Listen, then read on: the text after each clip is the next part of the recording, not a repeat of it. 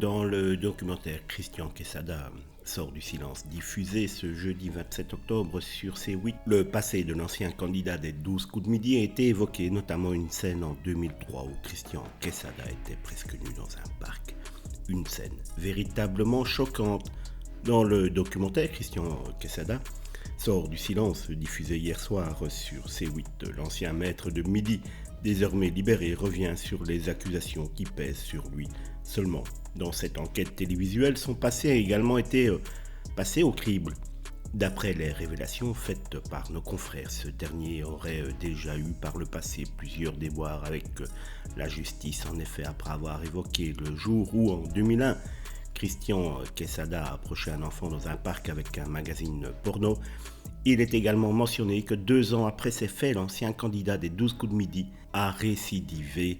Un jeune garçon accompagné de 2 de ses copains se promène alors tranquillement dans un parc public et là ils aperçoivent un homme dont ils pensent tout d'abord qu'il fait pipi. Avant de se rapprocher de cet homme et de s'apercevoir que ce n'est pas du tout pipi qu'il est en train de faire, mais plutôt que cet homme se masturbe de manière publique dans le parc. Une scène qui a profondément choqué les enfants. Leurs parents ont alors porté plainte et Christian Quesada a été condamné à 2 mois de prison avec sursis. Toujours durant ce même documentaire, Christian Quesada a eu l'occasion de répondre aux 4 plaintes déposées contre lui par 4 jeunes femmes mineures. À nos confrères, ce dernier a non seulement nié les faits, mais a également rectifié certains éléments.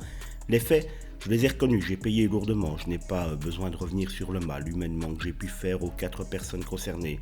A alors fait savoir, avant de préciser sa pensée, surtout 2, mais on ne va pas rentrer dans les détails. Il y a 2 personnes qui sont un peu plus victimes que 2 autres des justifications jugées maladroite faite par le délinquant qui, aux yeux des intervenants du documentaire, apparaît comme étant une façon de minimiser ses faits et gestes.